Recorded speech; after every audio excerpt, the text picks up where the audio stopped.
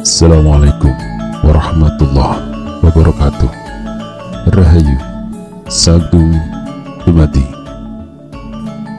Masih bersama kami Gajah Mada bagian ke-36.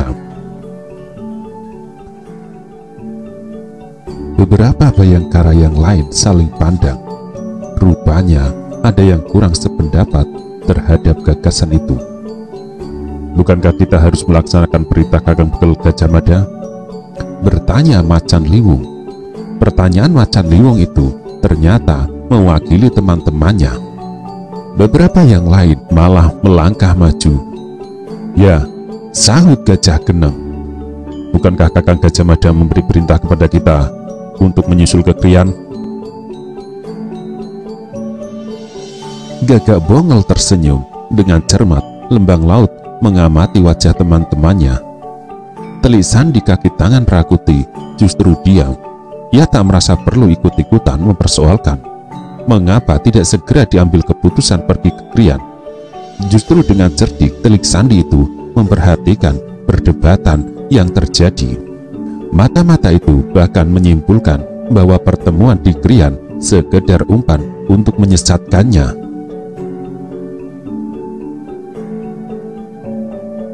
Kita akan ke Krian, jawab Gagak Bongol tegas. Akan tetapi aku punya gagasan. Sebelum ke Krian, kita harus membawa oleh-oleh untuk Kakang Bekel Gajah Mada. Setidak-tidaknya berupa keterangan keadaan terakhir kota raja malam ini. Kita menyusup ke kota raja dan menunjukkan kepada Rakuti bayangkara masih ada dan akan tetap ada. Siang hari boleh saja Rakuti mengacak-acak keadaan. Sebaliknya, kita harus tunjukkan malam hari bukan lagi wilayah kekuasaannya, tetapi kekuasaan kita. Gagak Bongol menebar pandang, mencari jejak kesan. Apa ada yang tak sependapat denganku? Bertanya Gagak Bongol.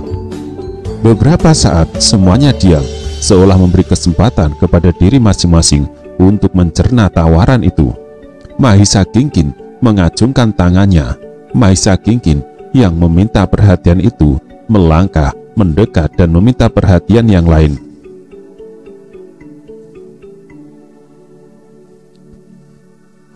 Aku sependapat dengan gagasan Kakang Gagak Bongol, kata Mahisa Kingkin. Akan tetapi aku mencemaskan hal yang lain. Keselamatan Kakang Bekel Gajah Mada dan Sri Baginda.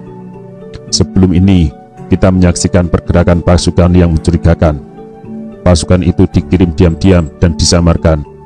Jumlah mereka cukup banyak dan bergerak ke arah timur. Bagaimana kalau mereka ke Krian? Gagak Bongol dan Lembang Laut saling melirik.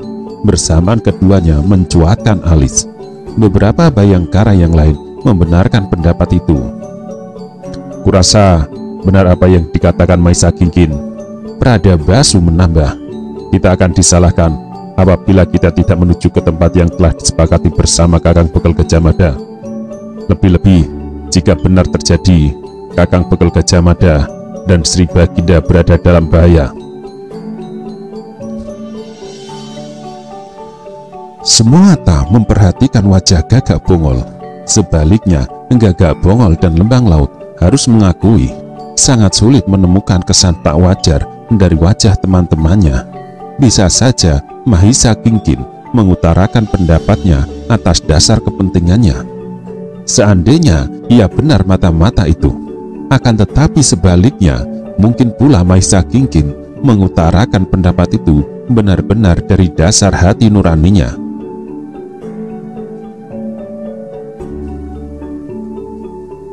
Jadi, kalian berpendapat gerakan para prajurit kaki tangan Rakuti yang diselubungi penyamaran itu sangat mungkin menuju ke Krian, begitu?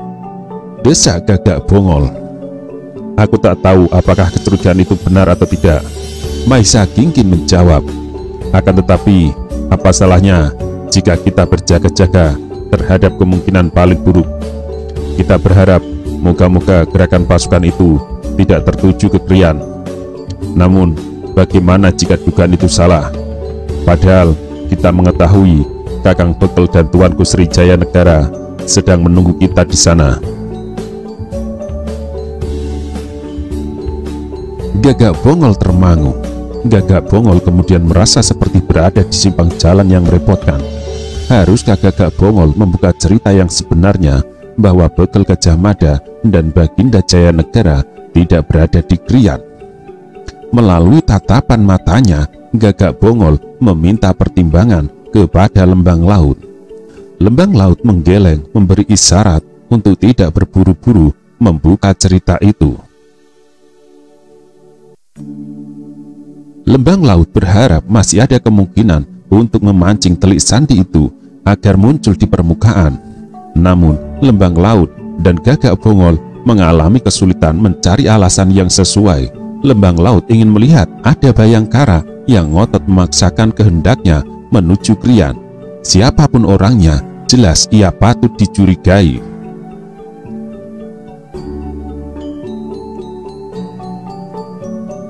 Aku mengerti dengan alasan itu, Gagak Bongol berbicara. Namun, aku yakin Kakang Bekel Gajah Mada tidak kurang akal untuk melindungi Baginda. Biarpun pasukan segelar sepapan dikerahkan ke Krian, kita tak perlu cemas. Aku yang mewakili Kakang Bekel tetap pada keputusanku. Kita menyusup kota raja sesuai rencanaku. Kita akan memberi Rakuti pelajaran menghargai harkat dan martabat manusia. Tidak biasanya Gagak Bongol berbicara tanpa memberikan kesempatan untuk tawar-menawar.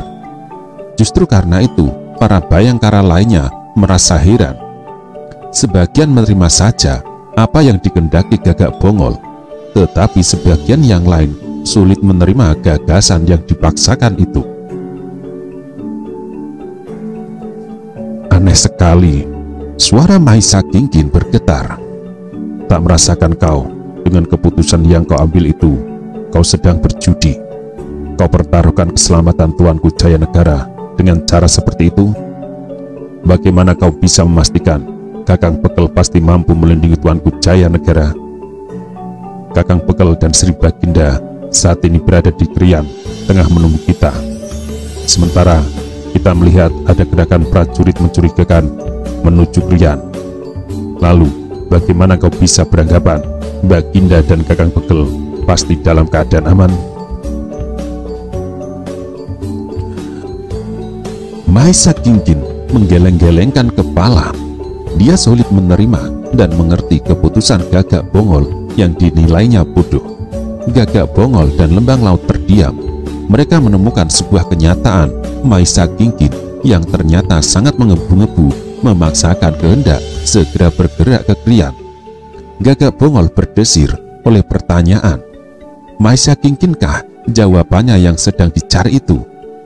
Bukan pekerjaan gampang bagi Gagak Bongol dan Lembang Laut untuk mengambil simpulan yang benar.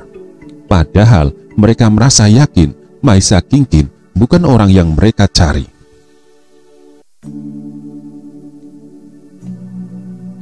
Maisa Kingkin benar-benar sedang berusaha menyuarakan kata hatinya. Sebuah gagasan tiba-tiba muncul di benak Lembang Laut. Baiklah, berkata Lembang Laut, aku bisa mengerti alasan Kakang Gagak Bongol untuk mendahulukan rencananya. Sebaliknya, aku pun mengerti alasan kecemasan kalian. Jika demikian halnya, mengapa kita tidak mengambil jalan tengah? Siapa yang ikut Maisa Kingkin, silahkan bergabung dengannya. Sebaliknya, silahkan pula yang ingin bergabung dengan Kakang Gagak Bongol dan aku. Gila, Pradabasa merada. Tidak bisa seperti itu. Selama ini kita selalu ditekankan untuk selalu berada dalam kebersamaan. Tetapi yang sekarang terjadi, kita sudah pecah. Ada yang ikut Kakang Gagak Bongol, ada yang ikut ke Krian. Cara macam apa ini? Pernahkah sebelum ini kita mengambil keputusan seperti ini? Keputusan macam ini merupakan keputusan yang paling aneh yang pernah aku temui. Bukan begitu, Gagak Bongol memotong. Kita masih utuh, kita tidak mengalami perpecahan. Keputusan ini jangan dianggap sebagai perpecahan. Aku sependapat dengan Lembang Laut. Siapa yang ingin bergabung denganku, menyusup ke kota raja lebih dahulu. Dan siapa yang ingin bergabung dengan Maisa Kingkin mendahului ke Krian. Apapun yang kita laksanakan, sama-sama pentingnya. Silakan.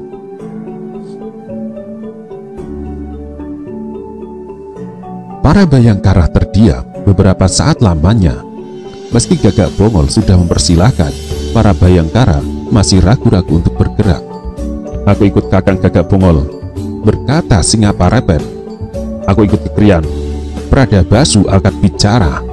Dua orang telah memulai itu, disusul oleh yang lainnya, hingga kemudian terbagilah Bayangkara itu menjadi dua kelompok. Sebagian memutuskan untuk ikut Gagak Bongol dan Lembang Laut menyusup ke kota raja. Sebagian lainnya bersama-sama Mahisa Kingkin dan Pradabasu memutuskan mengambil arah ke Krian. Gagak Bongol dan Lembang Laut yang berdiri berdampingan saling mengamit. Keduanya merasa yakin siapapun Telik Sandi itu pasti berada di antara mereka yang memutuskan mengambil arah ke Krian. Lembang Laut dan Gagak Bongol merasa telah berhasil mempersempit daerah kecurigaannya. Sebuah cara yang kasar dan bodoh sekali. Telik Sandi yang menyusup itu di antara Bayangkara itu berbicara untuk diri sendiri. Akhirnya aku benar-benar yakin Srijaya Negara dan Gajah Mada tidak berada di Krian. Aku yakin setelah merasa mengetahui siapa saja mengambil jalan ke Krian, Bongol dan Lembang Laut itu pasti akan mengatakan yang sebenarnya, bahwa Gajah Mada dan Jaya Negara tidak akan pernah ditemukan di Krian.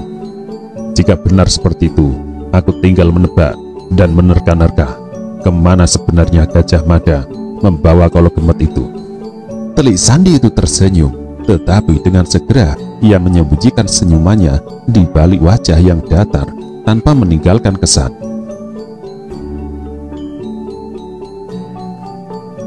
Kelihatannya Bekal Gajah Mada telah meninggalkan pesan khusus untuk mereka berdua, supaya berusaha keras menemukan Telik Sandi yang menyusup di tubuh mereka.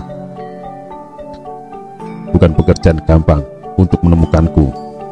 Kulitku sangat peka dan gampang sekali berubah warna. Mata-mata itu berbicara pada dirinya sendiri. Perhitungan Telik Sandi itu benar. Sejenak kemudian terlihat Gagak Bongol dan Lembang Laut berbicara berdua.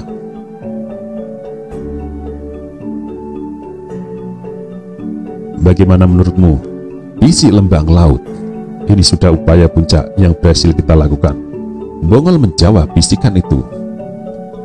Telik Sandi itu berada di antara mereka. Apakah Maisa Kingkin orangnya, Pradabasu atau siapapun? Yang jelas, Telik Sandi itu pasti berkepentingan pergi Krian. Lembang Laut mangut-mangut. Berikutnya apa? Tambah Lembang Laut.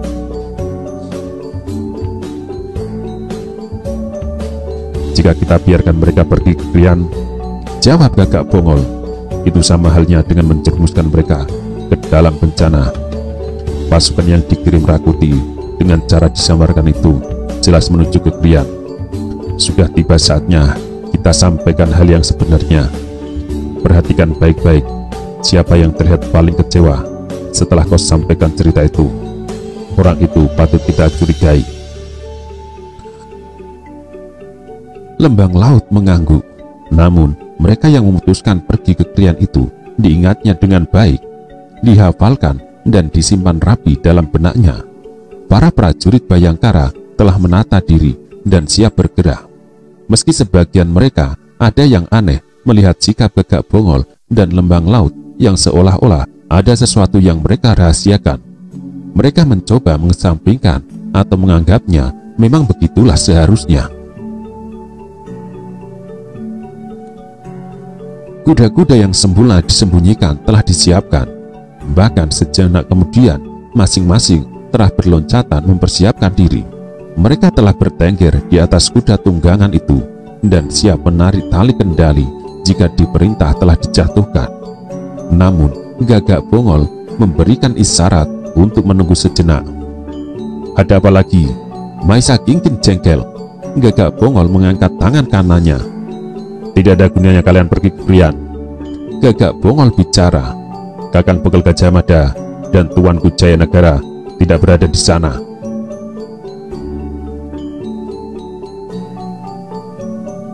Semua tersentak. Ucapan Gagak Bongol itu mengagetkan. Tidak sengaja Maesa Kingkin menarik kendali kudanya hingga kuda itu melonjak dengan kaki di atas dan suara meringkik keras. Kini semua perhatian tertuju kepada Gagak Bongol. Semua menuntut penjelasan. Bahkan beberapa di antaranya jengkel karena merasa seperti dipermainkan. Semua ini Kakang Bekel yang memberi perintah. Bongol membuka cerita.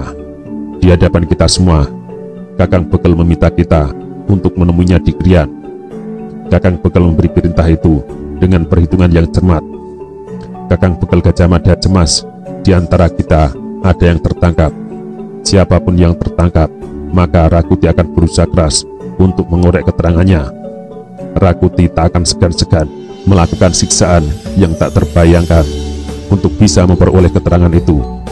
Itulah sebabnya, untuk menghadapi kemungkinan seperti itu, Kakang Bekel membuang umpan palsu. Krian. Segenap Bayangkara termangu. Nyaris serentak setelah mereka saling pandang satu dengan lainnya. Beberapa di antaranya mangut-mangut. Dengan seksama, Lembang Laut memperhatikan semua wajah untuk menemukan siapa yang merasa paling kecewa. Namun, justru Lembang Laut yang harus kecewa karena tidak berhasil menemukan wajah itu. Jadi, kemana Kakang Bekel membawa Tuanku Jayanegara? Pradabasu bertanya. Hanya aku yang tahu, jawab Bongol. Sayang sekali Kakang Bekel meminta untuk tak mengatakan di mana ia berada. Kakang Bekel hanya memberi perintah padaku untuk membawa kalian ke tempat pertemuan yang sebenarnya. Mata-mata kaki tangan Rakuti mengerutkan kening. Kini jelas duduk persoalannya. Segenap Bayangkara bisa menerima keterangan itu. Sebaliknya, Telik Sandi Rakuti dengan bersusah payah berupaya menghapus kesan apapun yang muncul di wajahnya. Meski demikian, hal itu bukanlah pekerjaan yang gampang baginya. Kuakui, kau memang cerdik Gajah Mada. Telik Sandi itu berbicara pada diri sendiri. Kau mampu membuang jejak dengan cara luar biasa. Akan tetapi, jangan kau kira aku tidak akan bisa menemukan jejakmu. Salah besar jika kau beranggapan mampu melenyapkan diri di balik batu atau bongkahan tanah. Tidak ada tempat untuk bersembunyi dariku. Masih dengan wajah datar, tidak menyiratkan gejolak perasaan apapun, Telik Sandi kaki tangan Rakuti itu memeras otak. Sebuah jejak samar-samar telah diperoleh. Masalahnya sekarang, bagaimana menguak jejak hanya samar-samar itu supaya menjadi terang benderang. Di mana kau Gajah Mada? Telik Sandi itu berdesis. Dengan bersusah payah Telik Sandi itu berusaha mengumpulkan semua jejak ingatan, khususnya terhadap orang-orang yang berada di barat kota raja yang mempunyai hubungan akrab dengan Gajah Mada. Orang-orang itu mempunyai kemungkinan didatangi Gajah Mada untuk menitipkan Jayanegara. Satu demi satu nama-nama yang ada dipilah-pilah. Hingga kemudian tiba-tiba Telik Sandi itu berdesir. Mojo Agung, desisnya. Di barat ada buyut Mojo Agung. Nama itu mengguncang isi dadanya sehingga berderak-derak. Telik Sandi itu menjadi tegang.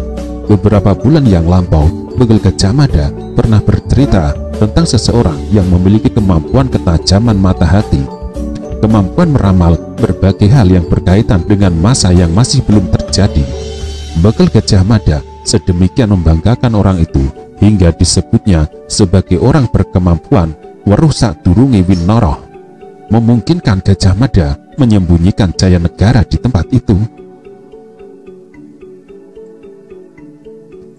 Amat mungkin misi Telik Sandi itu untuk diri sendiri.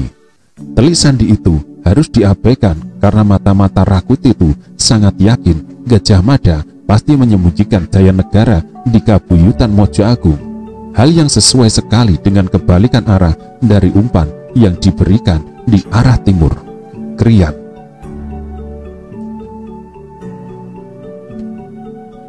Kali ini kau kena Gajah Mada, bisiknya. Aku tak akan meleset. Aku berani bertaruh jari kelingkingku. Kau pasti di sana. Kini tinggal bagaimana caranya memberitahu Rakuti. Jika terlambat, Gajah Mada bisa bergerak lagi. Makin ia banyak bergerak, hal itu akan makin menyulitkan. Siapapun mata-mata kaki tangan Rakuti itu, setelah ia merasa berhasil menemukan jejak arah yang benar, ia justru menjadi gelisah. Nyaris saja ia berjalan mondar-mandir untuk membuang kegelisahannya, tetapi prajurit itu memang luar biasa.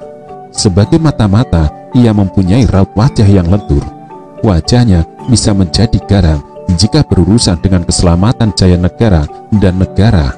Akan tetapi, di balik wajahnya masih bersembunyi wajah yang lain, seperti lembaran kelobot. Di baliknya masih menyembunyikan lembaran kelobot lain.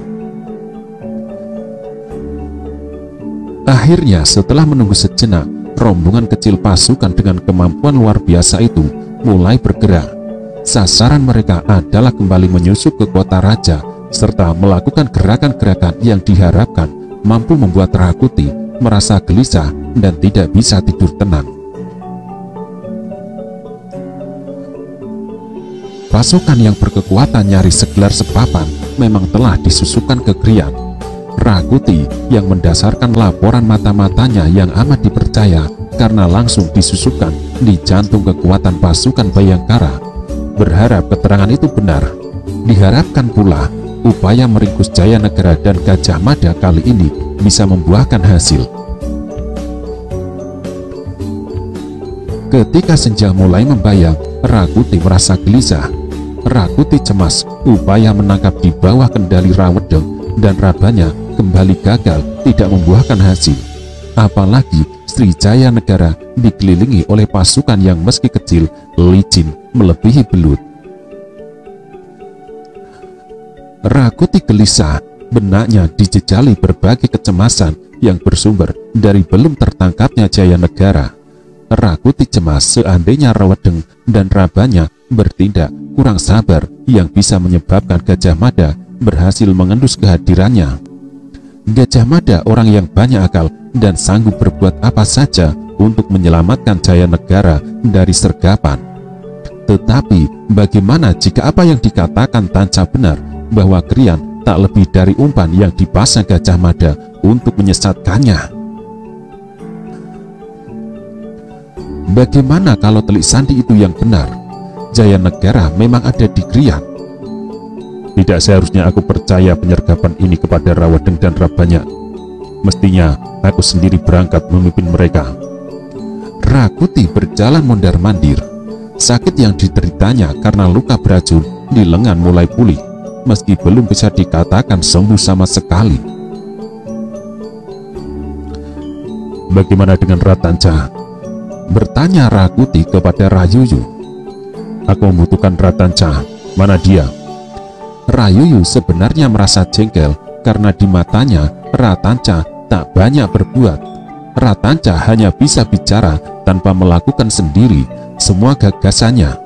Tetapi Rakuti lebih membutuhkan orang itu daripada yang lain yang kehadirannya bahkan seperti tak dianggap oleh Rakuti. Rayuyu tidak menjawab pertanyaan itu. Justru karena itu Rakuti meradang. Ada beberapa orang prajurit di depan yang juga mendengar perintah itu tidak segera bergerak memaksakan perintah. Sebagai seorang raja, Rakuti sangat tersinggung. Tidak ada yang mendengar? Rakuti berteriak. Ratanca mana? Aku butuh Ratanca. Panggil Ratanca menghadap aku. Barulah dua orang yang mendapat tugas mencari Ratanca itu bergegas pergi melaksanakan tugas. Tetapi kedua prajurit itu segera bingung karena dicari dimanapun Ratanca tidak ada. Para prajurit yang menjaga regol istana tidak ada yang memiliki keterangan Ratanca ada di mana. Justru karena tidak berhasil menemukan Ratanca, keduanya tidak berani kembali. Bagaimana? Yang pertama mengeluh, yang kedua menekan dada. Jika kita kembali ke sana, Rakuti akan mendamprat kita. Jadi bagaimana sebaiknya? Lanjut yang pertama, aku mau tidur saja. Aku lelah sekali, jawab prajurit. Yang keduanya seperti sekenanya. Prajurit yang pertama termangu. Kau benar, gunggamnya. Aku juga mengantuk. Kita pergi saja. Biarlah prajurit yang lain yang melaksanakan tugas itu. Kalau kita ditanya, kita mencari Ratanca kemana-mana tidak ketemu. Prajurit yang pertama tersenyum. Katakan saja, kita mencarinya sampai di Situbondo, dekat Belambangan. Kedua prajurit itu tertawa kemudian pergi meninggalkan tempat dari balik bayangan sebuah pohon. Seseorang termangu. Seseorang itu mendengar pembicaraan yang terjadi antara kedua prajurit itu. Pembicaraan itu menyiratkan sebuah gambaran betapa prajurit tidak menghargai Rakuti. Bukan para prajurit itu yang tak menghargai Rakuti, tetapi sikap Rakuti dan sebagian Dharma Putra Winisuka yang menyebabkan para prajurit bersikap seperti itu. Seorang itu adalah Tanca.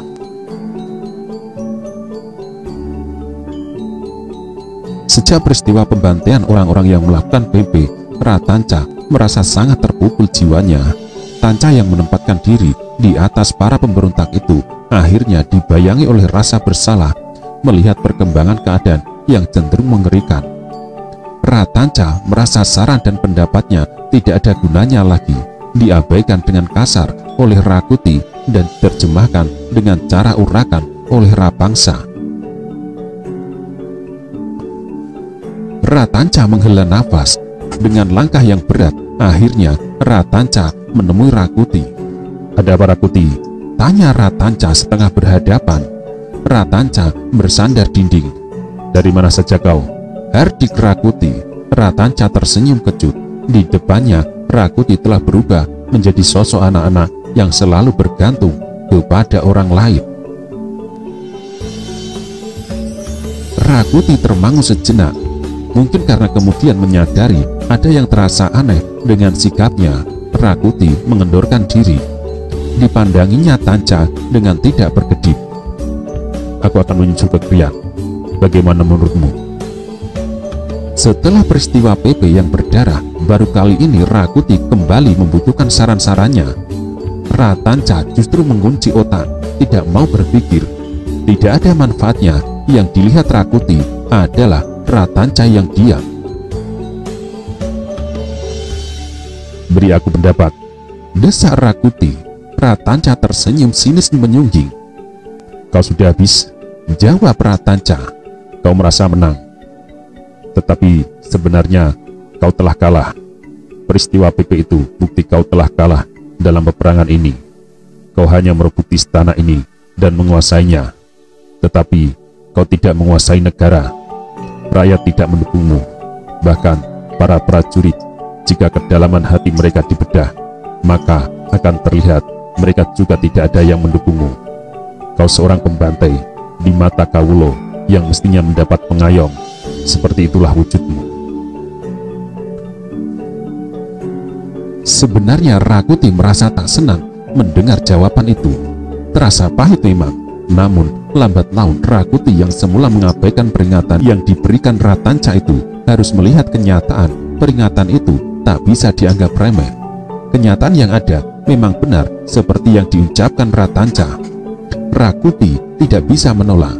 Apa yang dikatakan Tanca memang benar adanya. Rakuti berdesak. Aku tidak membutuhkan sesorohanmu yang serba mengerikan itu, Ratanca. Aku akan ke Krian. Bagaimana pendapatmu? Ratanca melempar pandang ke malam yang kelam. Tidak terlihat kesan apapun di permukaan wajahnya. Terserah apapun yang akan kau lakukan. Untuk hal yang seperti itu, kurasa aku tidak perlu memberikan pendapat. Rakuti melihat Ratanca mulai jengkel kepadanya. perbuatan biadab yang dilakukan Rapangsa terhadap keluarga Kayun yang berlanjut dengan PP yang dilakukan nyaris merata oleh penduduk kota raja dan berakhir dengan pembantaian keji, membuat Ratanca tidak sepenuhnya lagi dalam mendukung sepak terjangnya. Perkembangan yang terjadi dan arah yang berbelok membuat Tanca benar-benar kecewa. Semua peringatan yang memberikan kau sampaikan itu, berkata Rakuti, aku tidak peduli dan aku mengabaikan. Rawi-rawi lantas malang-malang putung. Sedalam apapun sungai yang harus aku seberangi, tidak akan menghalangi langkahku. Jadi, tak ada gunanya segala macam sesorah yang kau berikan itu. Ratanca melengos. Ratanca malas bersilat lidah, merasa tidak dibutuhkan lagi. Juga pendapat-pendapatnya yang tidak didengar. Tanca ngeloyor pergi. Hei, tunggu. Rakuti mencegah, namun Ratanca terus berlalu. Rakuti hanya bisa menghela desah. Bibit cemas mulai tumbuh dan mekar di sudut hatinya. Akan tetapi Rakuti berpendapat kunci dari semua persoalan terletak pada Jayanegara dan Bayangkara.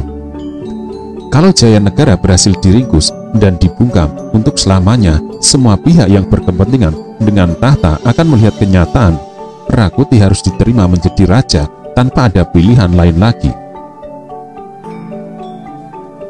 Yuyu, ucap Rakuti dengan nada agak lunak. Rayuyu yang melamun nyaris larut. Dengan perlahan ia mengadahkan kepala. Tolong siapkan pengawalan untukku. Lanjut Rakuti. Sebaiknya aku sendiri yang memimpin penyergapan di Krian.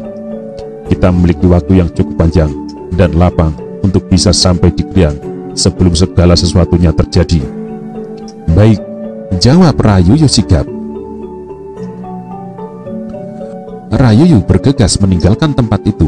Di halaman, Rayuyu bersimpangan jalan dengan orang yang melangkah bergegas.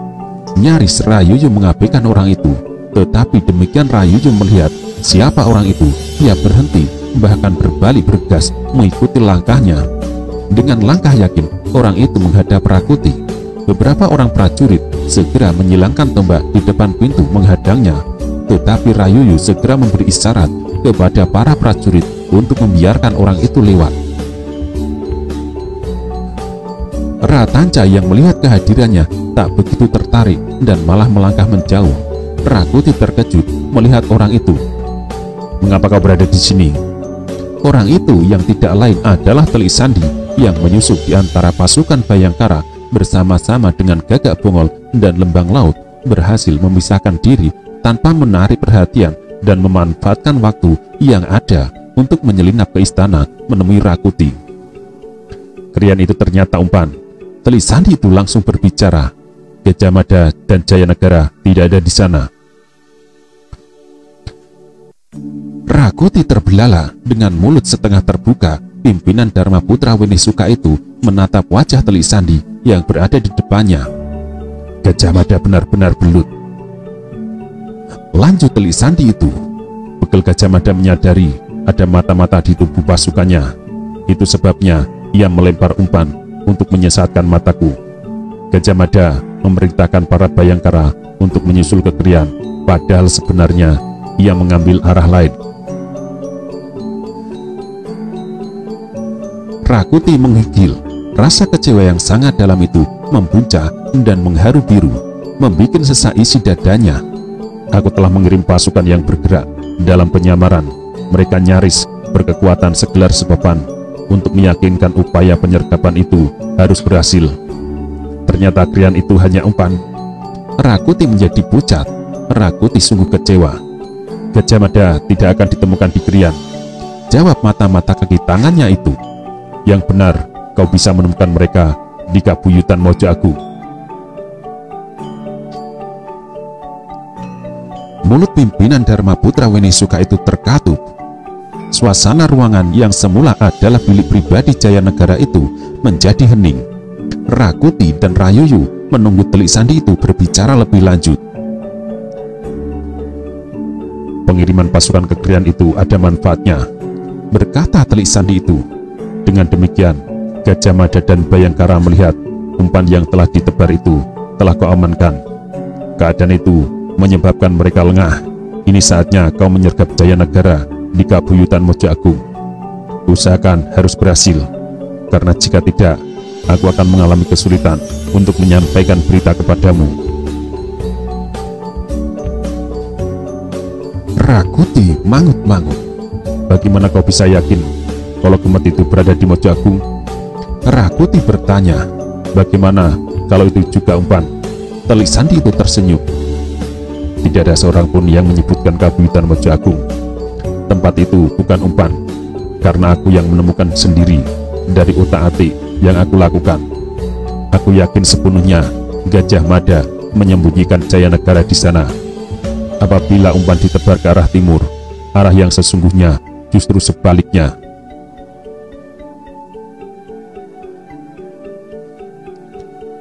Bagaimana kau bisa temukan tempat itu? Desak Rakuti. Sebaiknya jangan banyak bertanya, Rakuti.